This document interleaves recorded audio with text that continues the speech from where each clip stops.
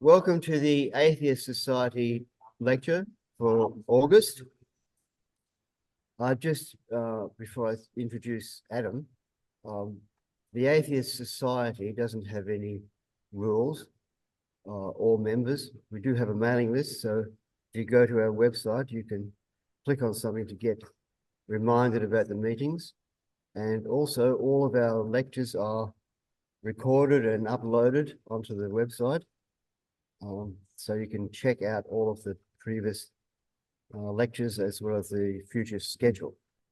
We're very privileged tonight to have Adam Ford. Adam Ford has addressed us before, and tonight he's going to be speaking on AI, indirect normativity, and seed dynamics. So welcome, Adam Ford. Hi, everyone. Yeah, so a bit about me. I've got a master's in IT and focusing on distributed computing. I worked as a data engineer, an architect, and a programmer. I was on Humanity Plus board. That's the World Transhumanist Association for 4 years. I worked at OpenCog or Hanson Robotics combined while I was in Hong Kong there. So I've also helped organize and co-organize a number of conferences on futurology around the world and in Australia too. So my views are my own. I offer you them and you can scrutinize them using your skeptical toolkit. I won't be covering everything because there's just so much to cover here, but I'll be trying to cover the desirability of getting AI right. I'll be looking at the power of intelligence, the near-term possibilities of what might be really good about transformative AI and the seemingly consequential high stakes in which we live. Some of the ethical issues, like how can we really ethically align AI for all sentience, not just humans? Which kinds of values are we to align to? That's an oldie but a goodie. We've been thinking about that for millennia. Can we trust powerful AI to act on our human compatible values? Even if AI understands ethics and values, will it actually care? So what could go awfully wrong? Because don't we all deserve a good drama? So yes, transformative AI is coming really fast. We've seen it in the news. It used to be pretty fringe, now it's not. There's been plenty of people saying that AI is not going to be around the corner and it's unuseful. But this is a prediction that somebody made not too long ago. Who was the author? Michael Woodridge. And he was saying that, understanding and answering questions about a story, it won't happen anytime soon. Interpreting what is going on in a photograph, that's, nowhere near being solved. Writing interesting stories, interpreting works of art. He thought that was nowhere near being solved, but lo and behold, we have that sort of progress now. So let's have a look at benchmarking AI progress. He's jumped off. There's a phenomenon which is quite interesting recently. There's a benchmark called Measuring Massive Multitask Language Understanding. And it looks as though AI has passed a trusted test, and it's quite a difficult test, even for the experts in the areas of this test. And so it's an unspecified, non-expert humans get around 35% accuracy as tested on Mechanical Turk. But for a US medical section, the top 5% of participants get around about 87%. And across the board, expert accuracy in humans is said to be about 89% in this benchmark, whereas Google's LLM, Gemini Ultra, got an accuracy of around 90% above the top fifth percentile, the 95th percentile of humans. That means the top 5% of humans. And it's unlikely AI is going to stop there. Okay, so our world in data, if I can find it, has some interesting graphs as well. We got like a systems, we can see that systems performing better in human language and image recognition. at reading, image recognition, language understanding, handwriting recognition. I mean, that's just above human level. More recently, speech recognition, it's doing just above human level. And predictive reasoning, maybe just slightly below the human level. So we've seen quite a lot of progress in AI. Okay, and despite their brief history, AI has made a huge impact. So what can we think is next? So large language models, which are the state of the art, generative AI today, they're getting quite large and they're ingesting huge amounts, unthinkable amounts of text. And they're trained on like the latest llamas, which just came out very recently. Llama is Meta's large language model. They've been trained on 15.6 trillion tokens. And I'm not exactly sure how many tokens per word that is, but I guess it varies. But I've seen estimates of it being about 1 to 2 trillion words for the largest large language models. And let's put that in perspective. So the English version of Wikipedia contains about 4.6 billion words, right? So the top models are trained on massive data sets, and this includes the internet, research papers, all sorts of books, and all sorts of user-generated content. So what about when? Okay, AI by 2030. Geoffrey Hinton, who's one of the forefathers of the latest AI craze, that's the artificial neural networks and deep learning. A lot of that, the transistor-based AI is based on deep learning. So he's saying that it's going to happen by 2030, and he's also saying that he's tidying up his affairs to prepare for it. So it's getting quite serious in the minds of some of the forefathers of AI. Bill Gates is saying that reverse engineering a brain is within reach. Stuart Russell was one of the co-authors of the seminal AI, A Modern Approach, I think it's called. So he's saying that there's also, that human beings are losing every time. Doesn't matter whether they're losing to a conscious machine or a completely non-conscious machine, they still lost. So this is talking about humans competing with AI in all sorts of ways. So there's been a lot of expert predictions on stuff that will never happen. One of the seminal expert prediction was by Ernest Rutherford in 1933, who said it would never be possible to extract atomic energy from atoms. It happened, well, the theory came about 16 hours later. Okay, this is quite an old graph. So it's just saying that, yes, there's all sorts of things that AI is doing that we never thought AI would be able to do, and it's doing it better than humans. So we've probably all heard the stories about AlphaGo, AlphaZero, AlphaStar, and AlphaFold. So if we were a blank slate and we were given a Go board and we weren't even given the rules, we would take a really long time to learn how to play. But this machine learned it in about 6 to 12 hours or something like that, and ended up being better than the best Go playing machine ever created. AlphaFold has worked out how to predict like hundreds of thousands of protein structures now, I believe. And that can help in, it's obviously really good for science and research. And yeah, it won the Cas13 competition, which is a protein structure folding competition.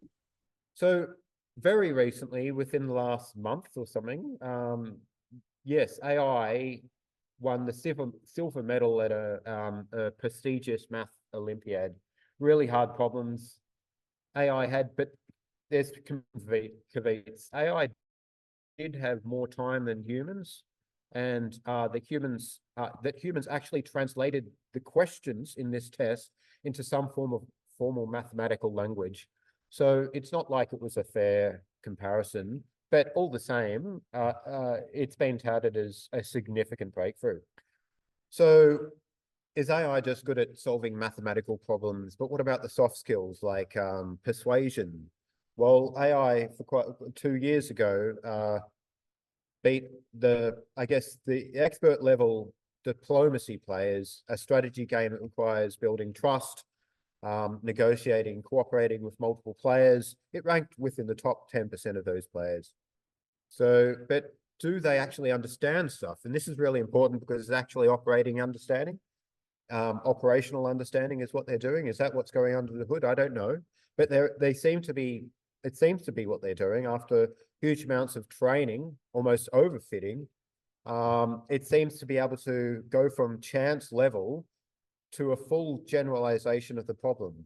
That is, it seems to be able to, in certain circumstances, get the right answer every time.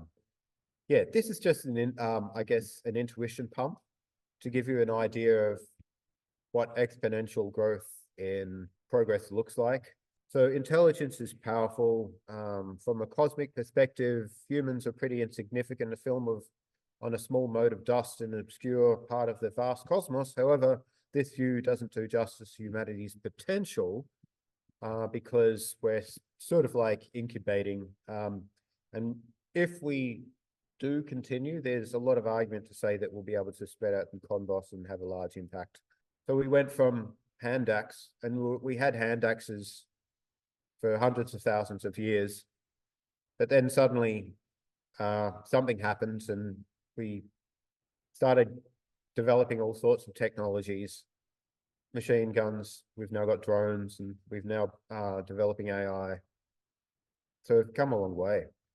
So not only is AI powerful, but it's sort of different, as in alien different. So natural evolution eventually produced humans in glacial timescales. AI capacity, by contrast, its capability growth, by contrast, is quite sudden. Evolution has been really slow, but technological development has been really fast. And it's sort of amazing how fast things have made progress in the last 10 to 20 years in computing. It's just exploded, really. And it just seems as though it's hard for us to appreciate because we're living through the moment. But yeah, I guess we don't have an intuitive understanding of the huge epochs that came before us, where how long it took to get from single-celled life forms to multi-celled life forms. That was billions of years, right? And then within 500, 600 million years or so from multi-celled life, we had humans. So it's still a long time, but now within our lifetime, we're seeing massive change. We come to expect it. It's become the normal. Yes, why should we really think about AI? I think we're sort of trapped in a weird moment in history, sort of in an in-between world, where the extremes of possible extinction and the possibility of a technological mediated utopia is on the cards. We've seen various high-impact human inventions in the past. What they all had in common was they all sprang from the intelligence and ingenuity of the human mind. Intelligence is really powerful. The impact of machine intelligence today is huge and growing at an alarming pace. The future potential for superintelligent or transformative AI would be even greater. So there's return on investment, and I think a lot of that's been a huge attractor for businesses investing billions of dollars in AI. It's just like a huge optimization power that, you know, if leveraged, can, I guess, grow a business's impact in the market. Donations to things like AIDS, you know, you could donate certain amounts of money to some causes and certain amounts of money to other causes, and there would be a huge disparity in impact. So the Green Revolution had a huge impact. It affected about 250 million lives, saving them. And then a smallpox vaccine, around 500 million lives were saved. The Haber-Bosch process saved about 1 billion estimated. And now we're moving into a world where we have AI-assisted sciences. I mentioned AlphaFold before, and there's plenty of other examples. If AI gets to the stage where it can close the loop on making scientific progress, that'll be something. This will give you a perspective on how quick things have happened. So AI can accelerate great things to happen. Let's look at the kinetics, the sort of takeoff speed of what might be feasible with AI. So we've seen huge surges in cognitive gains. There may be more around the corner. Careful of the misconception that superintelligence requires an infinite increase in capability gains, and hardware, I don't think it does. So what we see in this graph here, we got this human baseline. This is supposed to represent the time until taken off. This is, of course, not a true measure of things. This is just representative. And the takeoff duration. So once it gets over the human baseline, just like a framework for thinking about things, it might quickly cross over the whole civilizational intelligence power. And then, then we can start calling it superintelligence. And yes, the capability with intelligent gains goes up.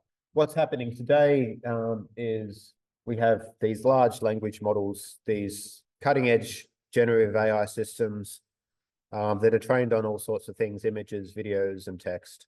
And these systems are not inherently agents. They're not really agents at all, although they may be heading in an agentic direction.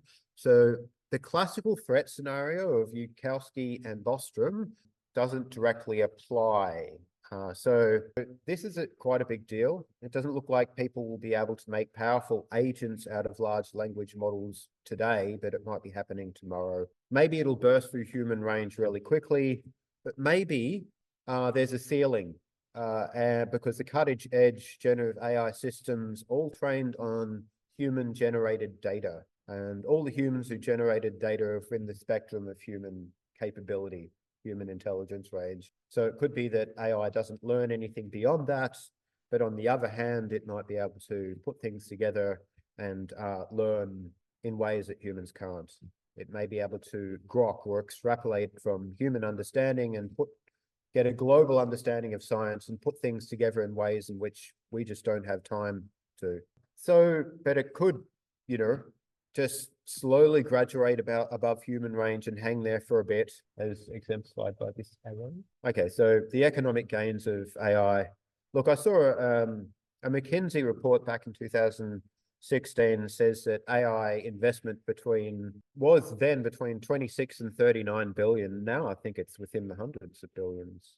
I think in previous talks I've spoken about the intelligence explosion, what that all means. So yes, it'll mean that AI might be able to understand the academic discipline and the engineering discipline, the science of actually developing AI, and it might be able to improve on that and then apply those improvements to itself and thus get ratchet up in its capability gains, use those extra capability gains to do that exactly again, and then create a positive feedback loop and boom up to super intelligence quickly.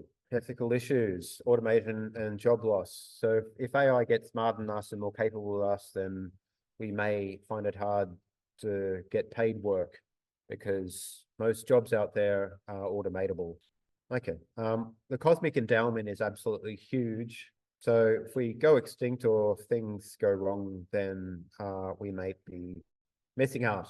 Our descendants might be missing out on a huge future. I think it's worth mentioning instrumental convergence as one of the possible things that might happen if we have AI.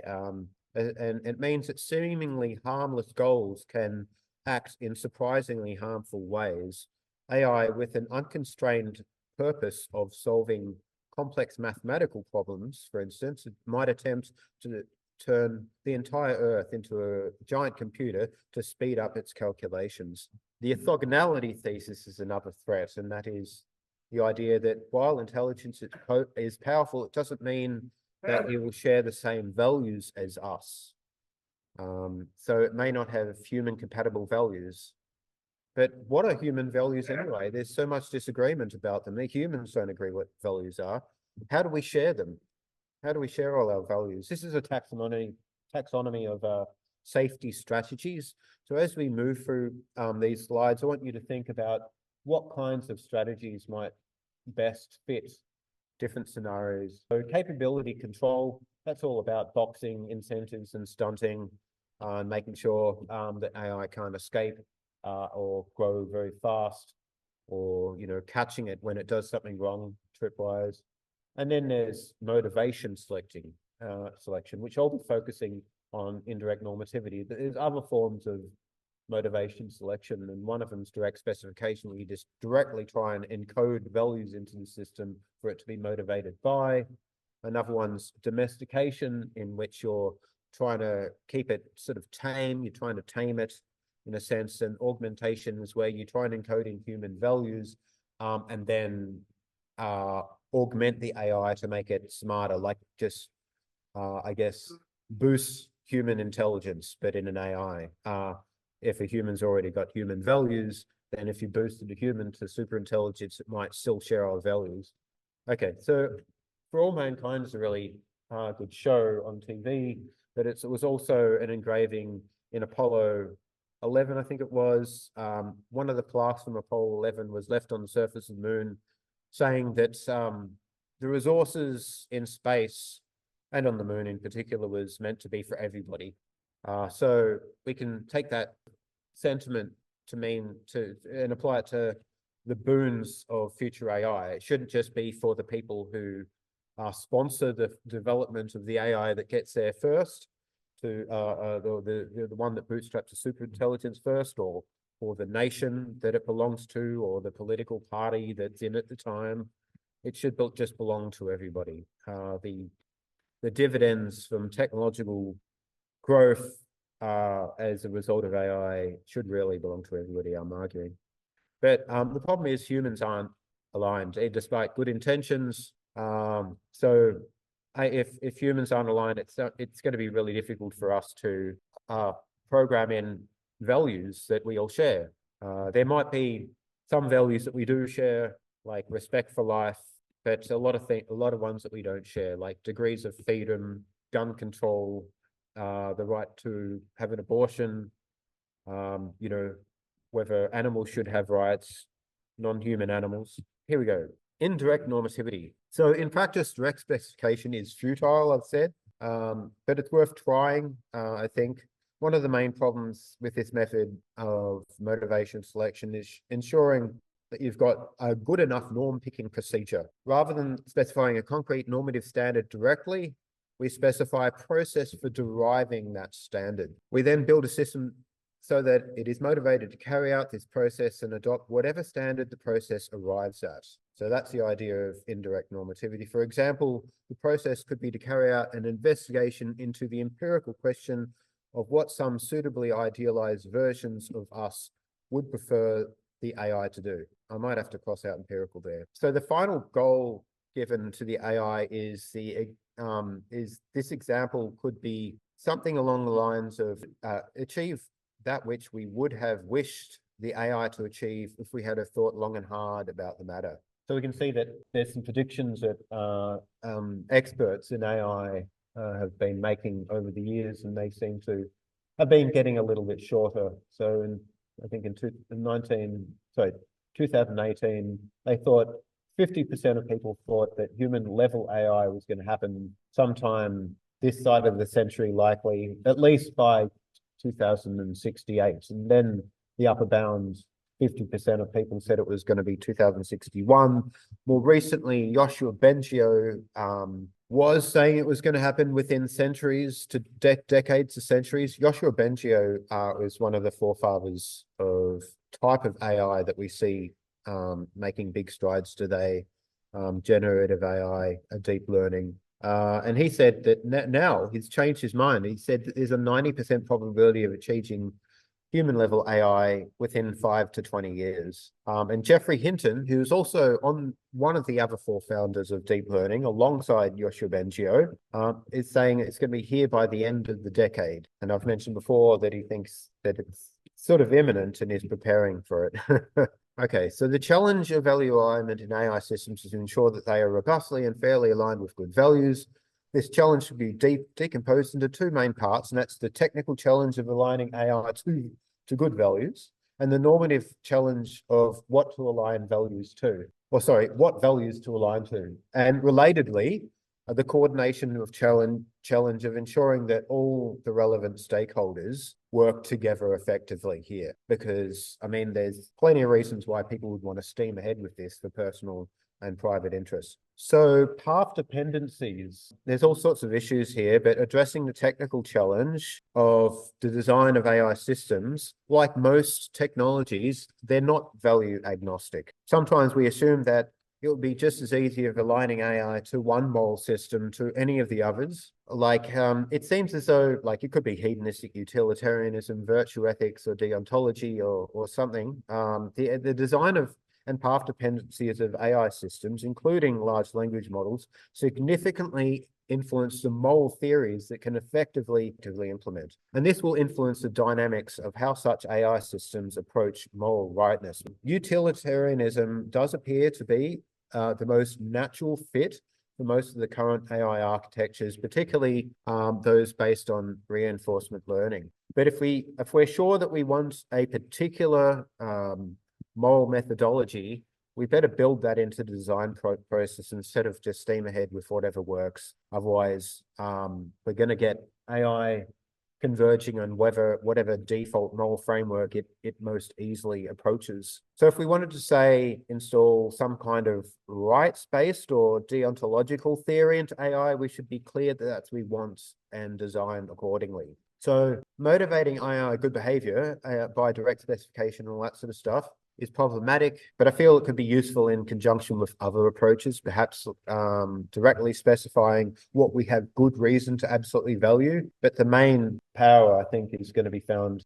in these sorts of motivator selections. So we want an alignment that will hopefully not lock in any particular kind of alignment or alignment procedure. We want alignment that ensures existential security for humanity, and over time reducing existential risk closer and closer to zero. And then if we're less hindered by screaming imperatives, those to seek food and to get employment and pay off a mortgage and do this, that, and the other, and have a car bigger and more beautiful than our neighbors, then maybe we'll have time to reflect deeply on matters of import, a long reflection, which I'll hope I have time to talk about. So indirect normativity in AI safety is like choosing the criteria for choosing. It's a form of motivation selection that attempts to indirectly find values by deferring some of the process of the value discovery to a powerful AI, such as by reference to what a rational agent would want under idealized conditions.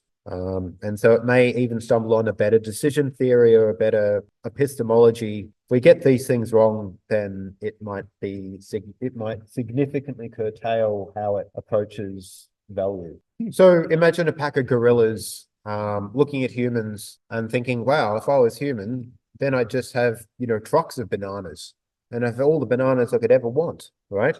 But that's not what humans want. We don't want trucks of bananas. So if we look at AI and we think, well, what would AI want? Wouldn't it just want more of what we want? But probably not. And if we look at what we would want if we were smarter and wiser and had a lot more time to think about things, it may not be really in line with what we want today. So yes, we should try and avoid extinction. Avoiding extinction saves lives, since extinction would cancel potential for astronomical amounts of valuable lives worth living across the boggling vastness of the potential cosmic endowment. If we achieve existential security, which entails civilizational longevity, this should be a dominant goal in the short term, though it obviously involves trade-offs. If we take into account the vastness of the unnecessary suffering we can see in the world today, it's unideal. Many humans are living at subsistence. We're living in a first world country. Many humans are starving. We have shopping centers and we have supermarkets and fridges.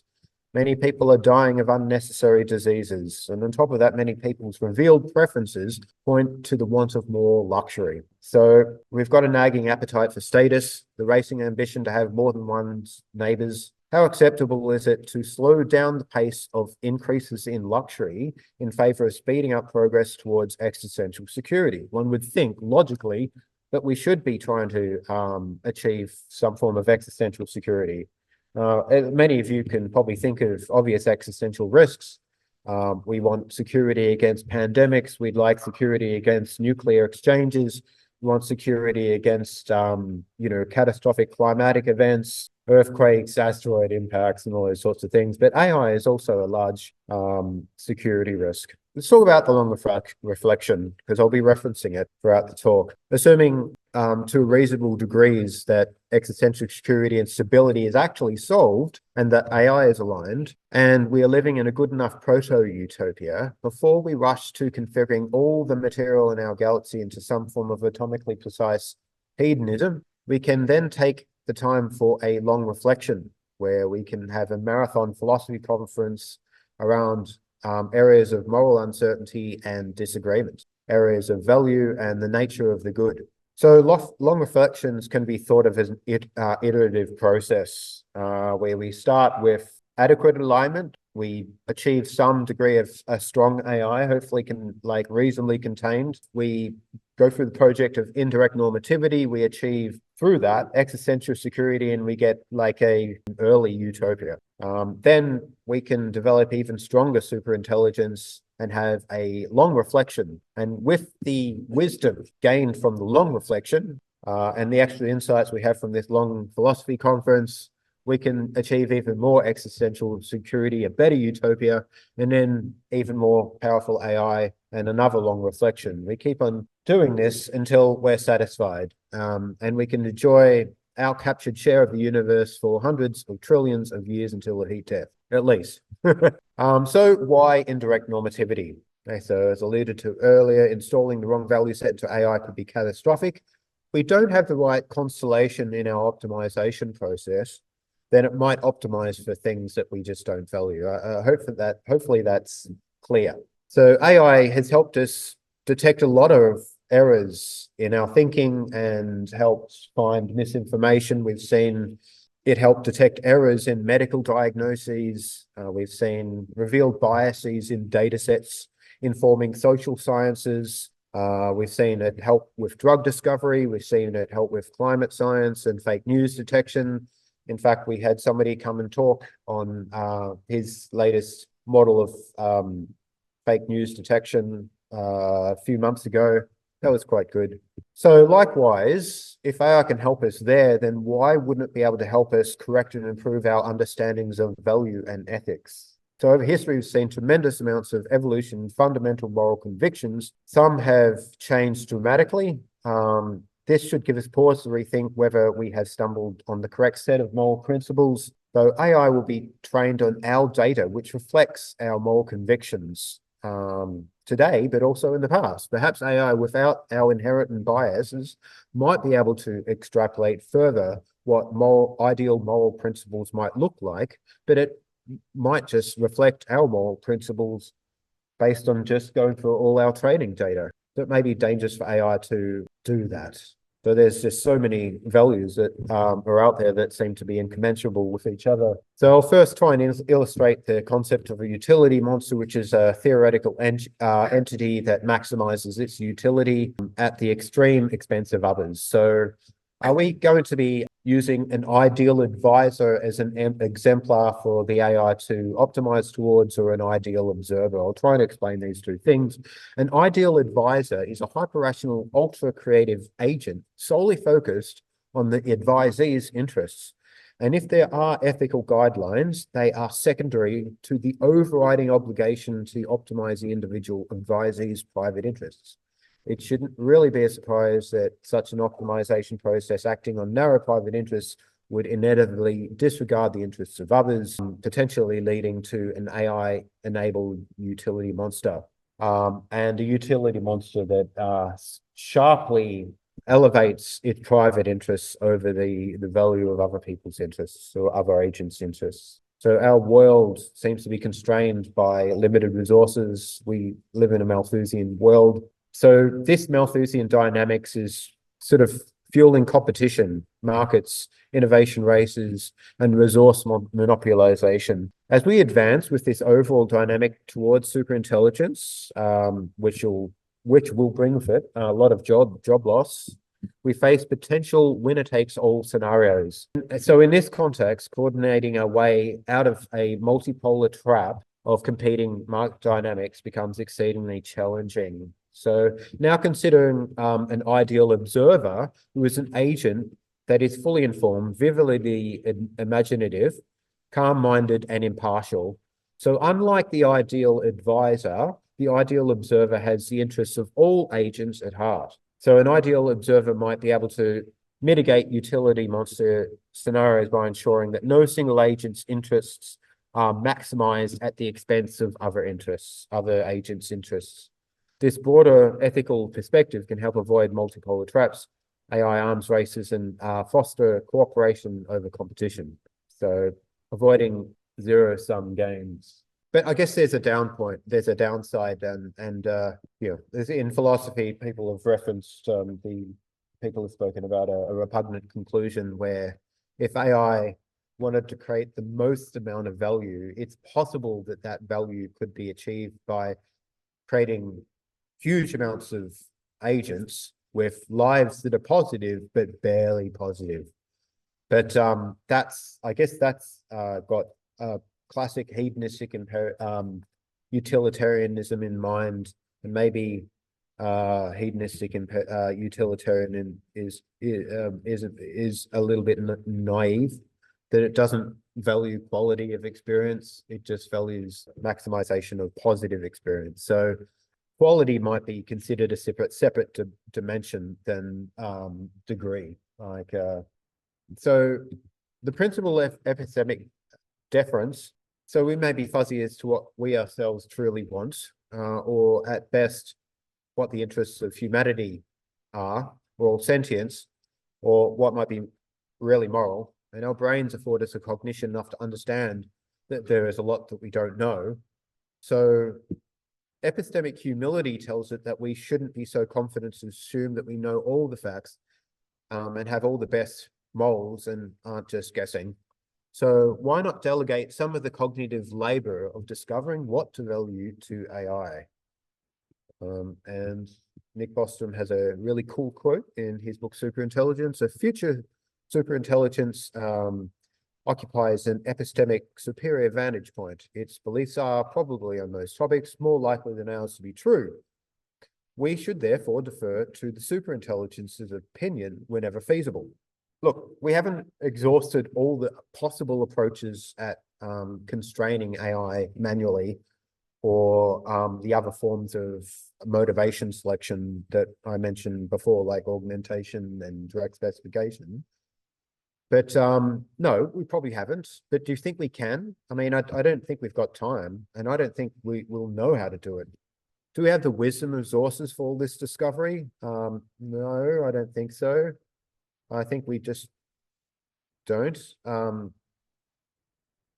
we have time to solve AI in time and in balance with trying to avoid a lot of other potentially catastrophic scenarios like nuclear war and man-made pandemics and other things? So are we happy to accept a default AI outcome, especially if it's potentially dangerous? Well, not if it's dangerous, obviously. So what we're trying to do is harness AI for safety. So the idea is, can we leverage AI's capabilities to enhance our efforts in AI safety? And the answer to that, in my opinion, is almost certainly yes. Okay, so rather than specifying concrete normative standards directly, we specify a process for deriving this standard. So what sort of things should we so let's just say an AI comes up with really like a range of great ideas, great utopias that are achievable in the near term. So how does AI convey its research findings? How does it make it intelligible? Remember, it's trying to work out what values that we might be able to, we struggle with. So by creating a variety of detailed simulations and different social trajectories, AI can explore variations in economic systems, governance structures, environmental policies, and methods of technological adoption. Each simulation might vary parameters such as population growth, resource allocation between agents, technological advancement strategies, and what ethical norms and et cetera that we should follow. And predict various outcomes. And the things that we might look at is the quality of life, the amount of lives saved, units of well-being, the quality of these well-being units, how much meaning was generated, and other things. So there's all sorts of, I don't know what all the metrics should be or would be, but the idea is that we can get AI to help us understand its findings through means of translating it all into a method, into a way that we can understand it and deliberate upon it. So for intelligibility to effectively convey its findings, AI can utilize a wide range of reporting mechanisms. So approaches to indirect normativity, there's varieties of morality models, and two primary approaches to align our good values via indirect normativity are coherent extrapolated volition and moral rightness. And so SEV, coherent extrapolated volition, aims to extrapolate and codify human values for AI to follow, while moral rightness focuses on identifying and implementing a set of ethical principles for AI behavior. Both these methods face challenges in accurately capturing human values or establishing universal moral frameworks. And there's a third, which is a bit of a mixture between these two, and that's moral permissibility. So SEV raises questions like, what would our ideal versions of ourselves look like? Do we harbor antisocial or selfish preferences or confused preferences? What about evil preferences? What about aggregation issues surrounding incompatible preferences? It's obviously hard to aggregate everything. So which values should we preference? Is AI only to extrapolate preferences where they cohere with other preferences across all agents, missing out on the preferences which aren't compatible with everybody? Would everybody be included in the extrapolation base? So the extrapolation base is what humans to model off. So I guess there might be a bit of a struggle amongst, different interested parties, different ideologies around the world, saying, well, only the I don't know, the Muslims should have their preferences encoded into AI, or only the people who support political party X, or only people in America, right? Now that would be unfair for most of the world, right? So who should who should be part of the extrapolation base? There should be some obvious caveats here. We shouldn't put crazy extremist lunatics, sadists, whose preferences are directly at odds of most other preferences. Now, yeah, I mean, we wouldn't want to extrapolate Ted Bundy, for instance. We wouldn't want to have AI looking in Ted Bundy's mind and trying to derive value from that. So, and what kind of training data? I mean, there's plenty of source material out there. As mentioned, AI is trained on huge amounts, corpuses of text. It's like 13.6 billion tokens it's shuffling now, and about 1 to 2 trillion words of text. As I remember, Wikipedia contains about 5 billion words. Yeah, so there's a lot of material out there, but what material should we be training it on? So without an agreed upon set of ethics, how can we really decide on the criteria for choosing which material to include in the AI source material? So that's a problem. I mean, this is one of the limitations of coherent extrapolated volition. So another limitation is we have cherished values that we don't yet have adequate data to support are actually good values. Yes, in summary, it would be really amazing to have an AI on our side which was able to help further the important goal of moral learning and moral epistemology beyond our capability. With an ongoing cultivation of increasingly enlightened and wholesome understandings of moral value and critical thinking, always moving towards a horizon of new truths and valuable insights into which come into focus as they get nearer, continuously discovering better ways of thinking about the world. And at the object level, what is actually morally right, and giving us reason to act in good ways. So given AI's superior cognitive abilities, human biases and other limitations, it may be wise for us to epistemically defer to AI, since it could be far better than us at understanding and executing morally right actions.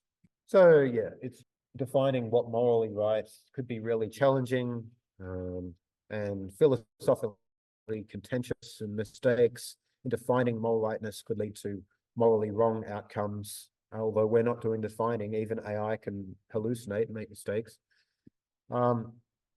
Yeah, so we should try and build into AI some form of epistemic humility as well, and where you get some sort of mechanized epistemic humility so that it doesn't totalize and optimize at the expense of other values, any form of value.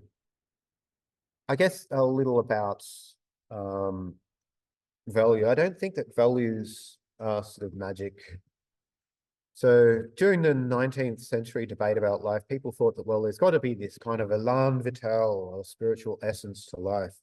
They thought that life didn't come from configurations of clumps of matter. Now we know that through biochemistry, turns out that it does come from clumps of matter. Perhaps the same thing can be true with value. We don't know yet, but I'm betting that it will be. There may be no need to really evoke any kind of value vital, some sort of extra non-physical or dualistic essence. We may find that value is there in features of the natural world, or as you could say, morally relevant features supervening on natural features. So personally, I don't think the is-ought distinction stops us from making empirically informed moral progress. So I'm sure we'd be happy with knowing which each particular kinds of natural conditions satisfy normative concepts for which we scaffold moral knowledge. At the very least, superintelligence could understand the range of possible morally relevant features in the universe, in reality, and use them to inform strategies for moral progress. And it seems as though moral realism is winning, at least among philosophers. It never used to be the case. I think like a few decades ago, moral realism was considered to be a fringe. No, not maybe not fringe, but I think most philosophers were leaning towards anti-realism. It seems to be swinging in moral realism's direction. But there's no expert consensus on this yet. And so maybe this is one of the things that we can long reflect on, should we have the chance. So yeah, we don't want to maximize values because we don't know what they are. But let's just say there are maximal values. They may take really strange forms. If AI were to sort of maximize like the value of hedonism, we may end up with like a hedonic explosion where AI goes forth and just turns the universe into matter optimized for just positive law fields. And so we may not be optimal configurations as humans, so it might use our atoms and repurpose it into more optimal structures for hedonic experience. And it might forget about quality of experience. It might just be, you know, like a really high experience. It might replay the same experience over and over again. So it'd be really boring, if boring exists, but there wouldn't be novelty and variety. If it doesn't see any value in other, if it doesn't see purpose in any other values, then it might just only optimize for this hedonic value, which could be nasty. The other thing is we want to have is existential security. We don't want to take it so far that AI expends most of its resources in optimizing for the tiny optimizing against the tiny likelihood of extinction forever, down to something like infinity -1 at the expense of the well-being of everybody living. So beware of overconfident final values and overconfident goals. So I guess moral permissibility, moral rightness, I've already spoken about that. That's about approaching the best values with epistemic humility in mind. But moral permissibility might be the moral rightness that may be too much. The idea is that moral rightness might be too much of a tall order for us. Achieving a consensus of moral rightness is a formidable challenge due to the diversity of human values and cultures. If it's too difficult, at least in the short term, to get some kind of ethical pluralist agreement between values and cultures, we may have to settle for some form of morally permissible common ground. Perhaps we get to hang out in a pluralist utopia while AI goes off and turns other parts of the universe into something more maximum or morally right. At least we might be able to get a small utopia the size of our galaxy cluster. Moral permissibility might be considered as human compatible ethics, prioritizing human flourishing and well-being, not flushing, based on principles such as autonomy, justice, and beneficence. Stuart Russell wrote a book. I think it's quite good. I've listened to the audiobook of human compatible AI, and it's about aligning the technical challenges and the philosophical reasons to align AIs with human value. But there may be very valuable value that humans don't value. So I still think it's worth AI exploring those and advancing that so that we can understand it. And then maybe we'll go post-human and explore reservoirs of value that are just inaccessible to our imagination as just skull-bound hyper chimps, right? So, oh yes, I mentioned reasonable pluralism. This is about really the political challenges here. Yasin Gabriel, who's at DeepMind, has articulated the challenge of trying to reconcile diverse views into a pluralistic world while aligning AI systems to treat people fairly despite some of those differences that we have. And he noted that people envision AI alignment in various ways. Some imagine human parliaments or a characterized body providing coherent and sound value advice to AI systems, and thereby addressing some kind of value pluralism and offering a robust guidance upon agreed on best practices. There are other visions of AI, such as centralized human elements. Instead, they envisage scenarios where, with multiple AIs, each paired with a human interlocutor, or like having many AI advisors, in a sense, but they work together independently to achieve constructive goals. So I guess, yeah, they wouldn't be exactly AI advisors that are only acting on the private interests of single individuals, but it's kind of like a swarm of AIs all trying to work on different things and working together and all trying to work together to achieve constructive outcomes. So even with the aid of AI, were we to converge on moral rightness, values which we would have chosen had we had time to do so, if we had a lot more time to think about things and feel a lot smarter and a lot more moral, they still might not be accepted by us for cultural reasons and for reasons that we might just not understand them or we might not trust them. The difficulty lies in communicating the goodness of these values to all the different types of stakeholders out there. The process of integrating and consensus seeking, it seems really difficult. And so there's all forms of approaches, and these are some existing approaches that people are working on. My favorite is the iterated distillation and amplification process approach. And this seems to be the most popular approach out there at the moment for trying to achieve something like an indirect normativity. And so this is a framework. It's proposed by Paul Cristiano, who I had the pleasure of interviewing in the early 2010s, which is out there on my YouTube channel. Go check it out. This can be considered as a form of indirect normativity, not direct specification of ethics or particular rules. The core idea really is to iteratively refine and improve AI systems, aligned AI systems, by leveraging both human and AI values, or the values that humans have, and gating steering AI in the direction of human values. So ensuring that AI's actions remain grounded in human oversight and ethical considerations. And so the distillation is really about distilling AI with things that we know we value and values that we share. And then the amplification process is about, once it's got these distilled values, slowly amplifying and testing the amplified versions of the AI. So cognitively enhancing the AI so it's better and stronger and more powerful, but checking along the way to see that it's still aligned with our values.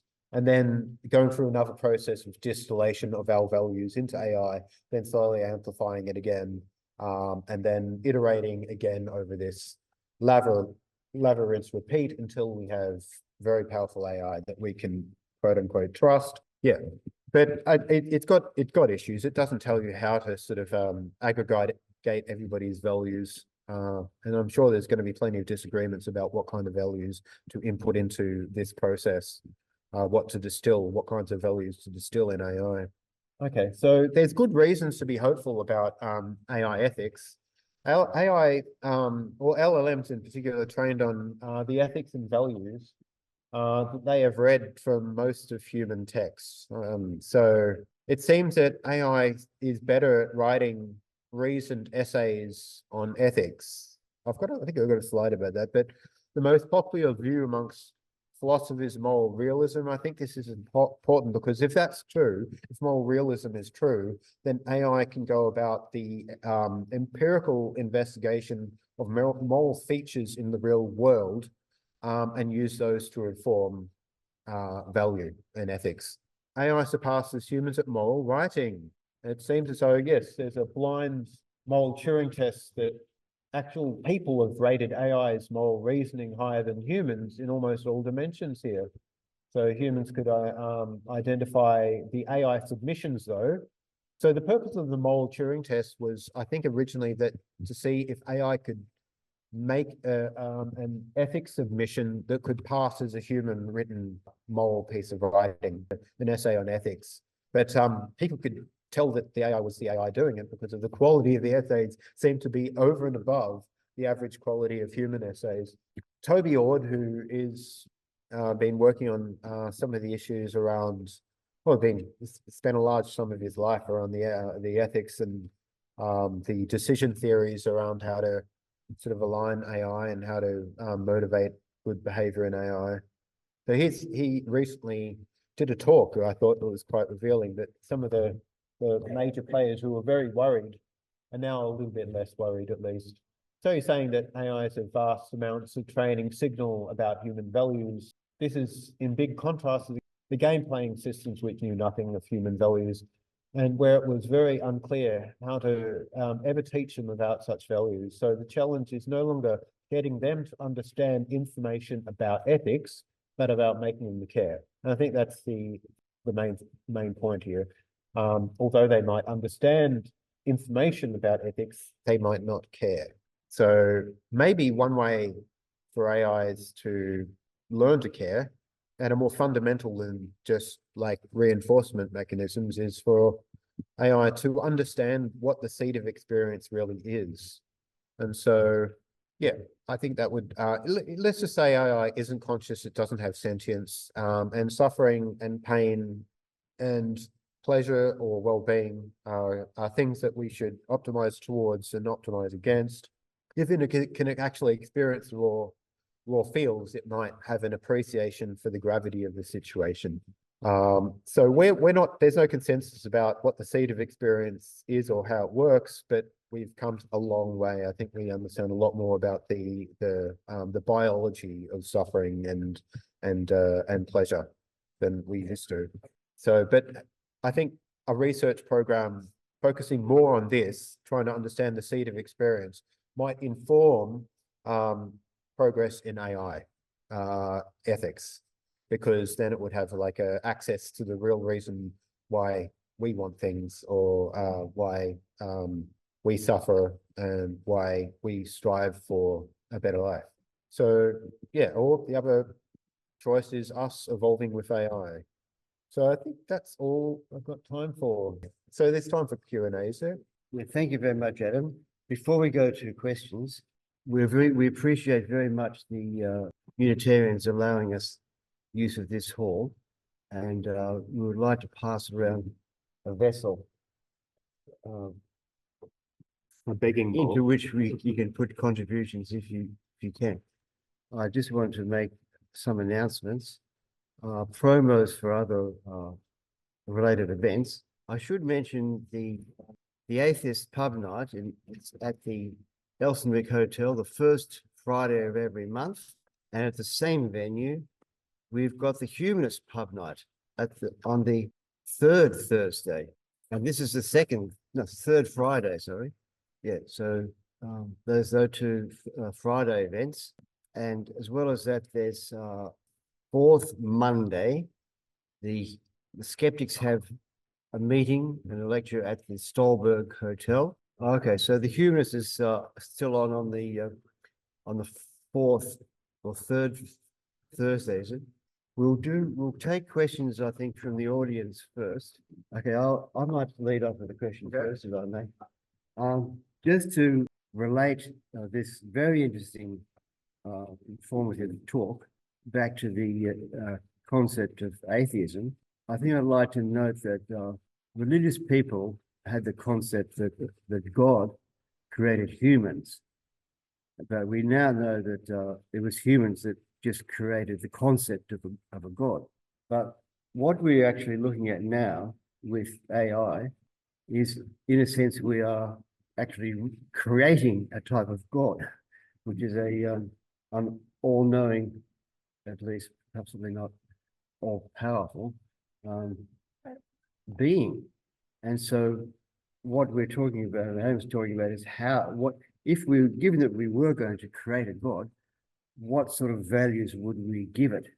And that I think is, you want to relate what this talk to atheism. It's kind of, we're doing better. We want to do better than the non-existent God. We've actually got a chance to do something like a God. And so what parameters are we going to put on this creation? So how would you interpret that, Adam? Well, look, so the purpose of my talk wasn't to tell you what to value or to explain exactly. I guess we should value some things, like I mentioned epistemic humility, at least not having overconfidence in a particular ideology or a particular way of thinking, always leaving some room for doubt because we have we might find good reasons not to believe that in the future, as we have already found good reasons to not believe what we used to believe about how the world worked. So yeah, it's quite, striking how much change there's been in how we value animals, for instance.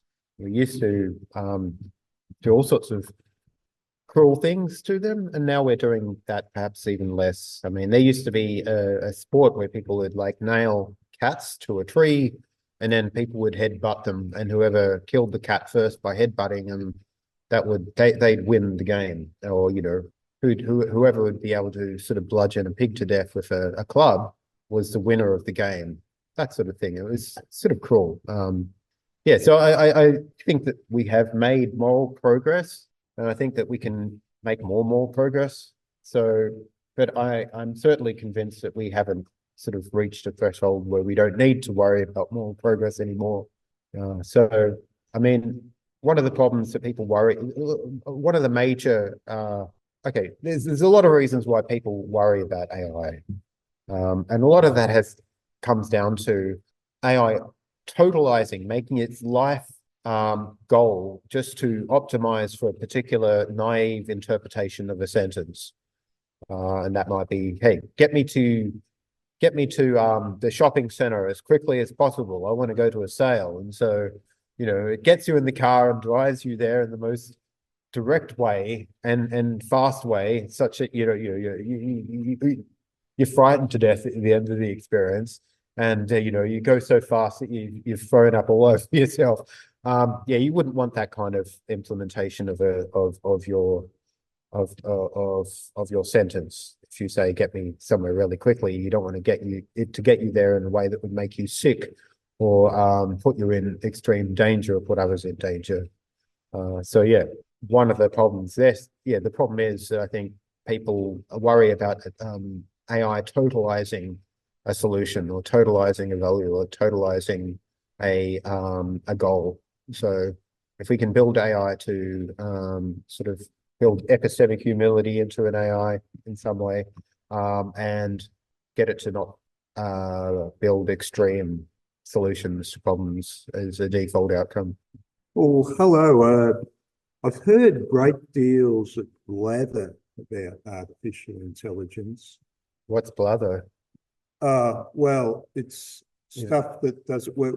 If you're talking about information, yeah, information's information, but intelligence is something more than information. Now, I hear people using the word intelligence quite often, but they don't seem to have an understanding of the definition of intelligence, which is the unusual thing. I was given a definition of intelligence when I was in, say, year 7. So what is distinct about intelligence over mere information?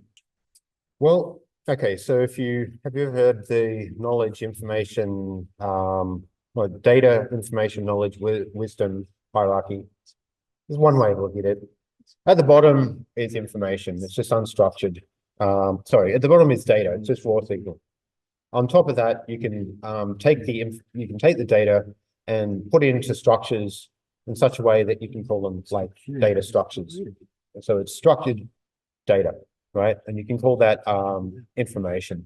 And then putting it into sort of like maybe English language, you could say that that's a form of knowledge in a way that sort of can encode useful knowledge for us that we can understand. And on top of that is distilled crystallized wisdom. So what parts of the knowledge can be structured in such a way that, perennial rules of thumb ends up sticking out, like, love thy neighbor, or, that's considered wise. But understanding is sort of like, I think, beside both knowledge and wisdom, where it's more of a dynamic process involved in making sense of the knowledge there.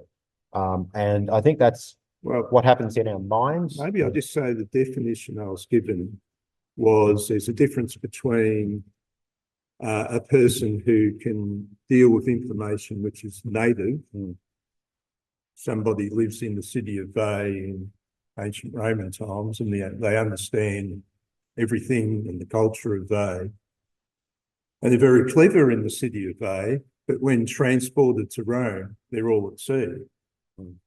A definition of intelligence is the ability to deal with non-native information or to think outside the box. Does that There's many definitions for intelligence. One of them is being able to solve problems in complex environments. If you apply the word general to intelligence, then you can say it's about trying to solve arbitrary problems in varieties of unspecified environments. So the place called Veii, somebody working there, city and in then ancient Italy, go into Rome, and they're outside of the context in which they originally learned what they did, and should they then be able to transport from Veii to Rome the learnings and restructure in such a way that it's useful and gives them some form of survival value. Yeah. So, I mean, like, you can say that these systems that we have, these large language models, don't understand, although some people say that they are. It depends on what definition of understanding you favor, but they seem to be able to transport sort of encodings of human knowledge and create new systems or new understandings. So I think to some degree AIs do understand stuff, as in like an operational causal approach to seeing what works in the world, and what sort of an algorithm of how something works. AI seems to be able to discover that in certain circumstances. So Thank you very much. I don't think it's a purely human concept. Do you think animals understand? I'd like to get like a, yep, do you think? So would you say like an octopus that can solve puzzles can understand? Like an octopus that can, who doesn't have, like octopuses have been shown to be able to work out how to unscrew lids from jars and get at food inside. Some birds, ravens, have been able to solve complex navigational challenges to get nuts and things and use tools to get in, like twigs and bits of branches to get in hard to reach places. Chimps have been able to solve some problems even better than humans. Some certain types of like mazes just better than humans. Pigs can sort of solve puzzles. And they've been shown to solve puzzles more effectively than pre-linguistic toddlers. So animals can sort of have an understanding there. They can solve problems. So, I mean, do you think it's just something that's only available to biological systems? I don't think so. I think that AI is converging on understanding now. And yeah. Well, I guess to say, it seems to me that though the difference is that the animals and new beings we're talking about are corporeal agents in reality. So it seems to me like there's a foundational difference, like Embodiment. We're real. We're not a statistical representation in binary on a hard drive. Like it seems to me like that's the fundamental difference, is that we are physical construction. We're not really our brain, we are the sensorium. Yeah.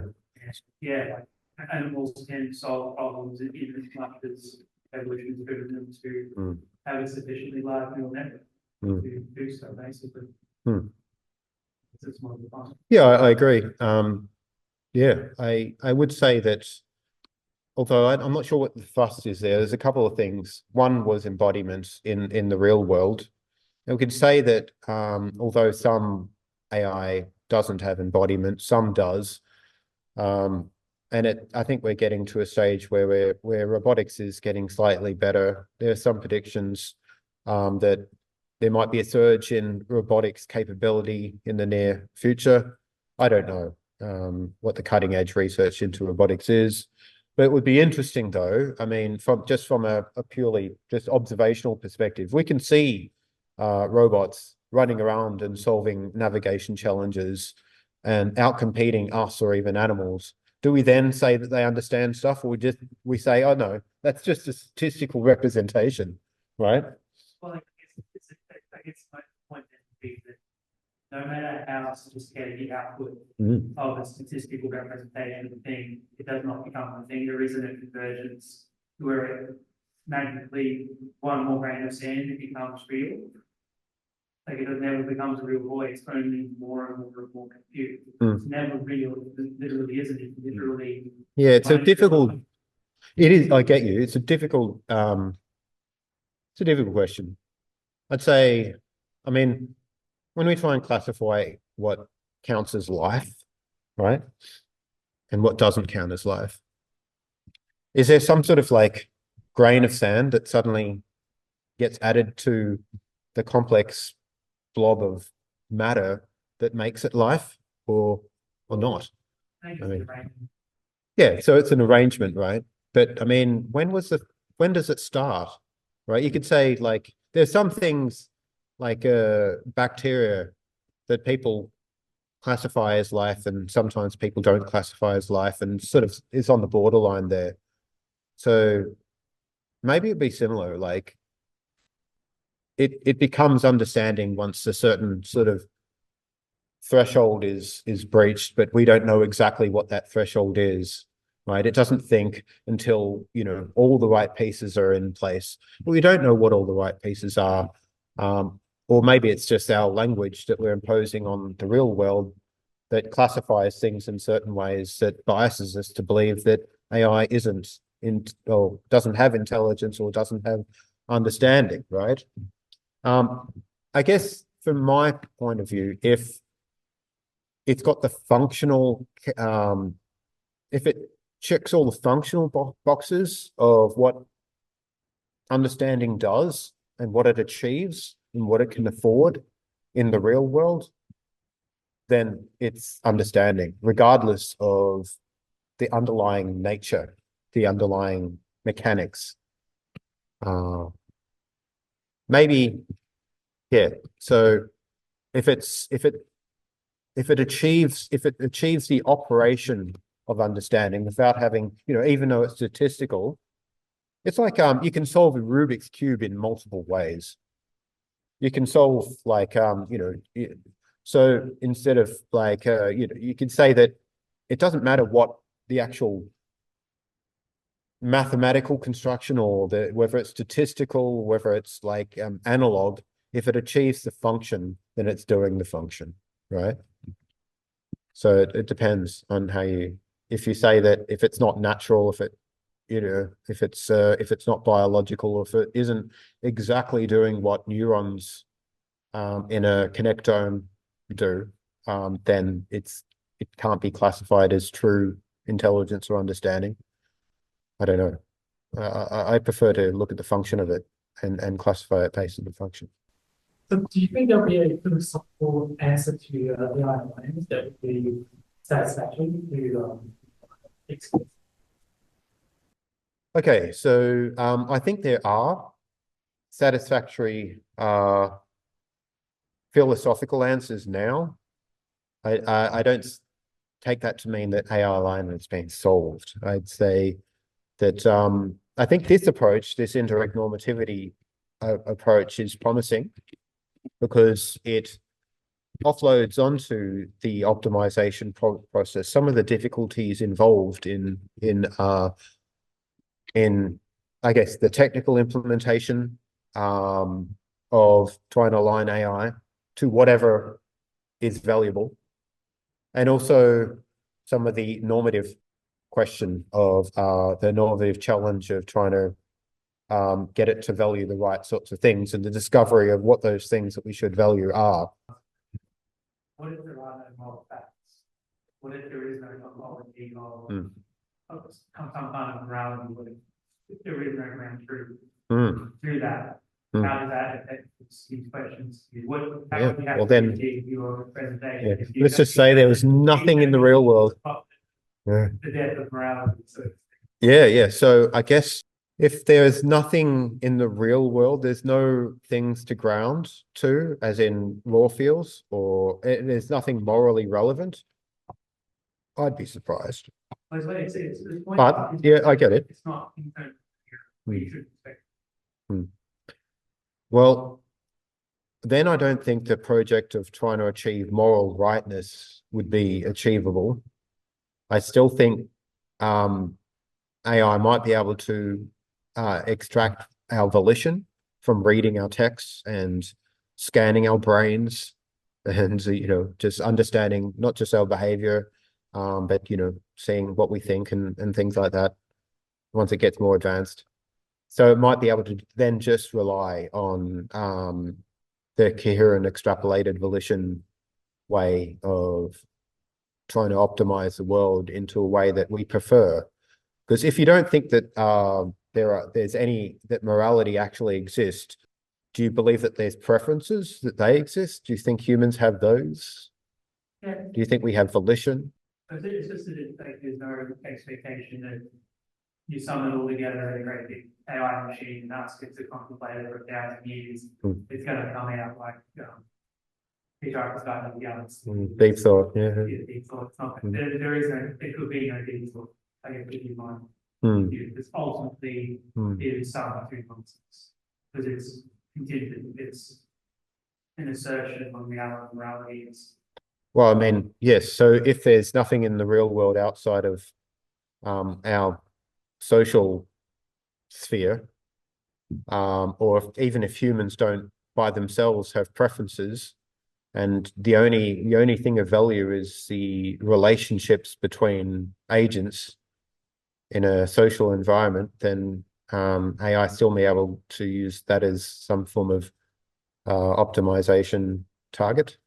So the difference would only be this, a greater inherent proportion. Just in the sense of like there is no ultimately correct answer, so it will always be dynamic, to be aware that you're gonna have to check in on it and things change. Yeah, right. If we want AI, I mean, in that case, like, yeah, I guess we could just build it on some sort of SEV model, and yeah, iteratively check in on it, make sure that it's up to date and it's following our current preferences. And if there's value drift in society, that it should follow the drift of our value. It could drift in any direction. If there's no grounding in reality, it could go anywhere. But as long as it's following us and whatever direction we drift in the space of all possible preferences, then maybe that's what we optimize towards. But we could end up existing in a very strange world. Thanks, everybody. Thanks very much, Adam. I just want to say one more thing, that next month we've got the 12th of September. The speaker is Sitaran from the Rational Thinkers in India, and his topic is religions and their socio-economic impact. So that will be on Zoom. So we look forward to that. So thank you very much, everyone.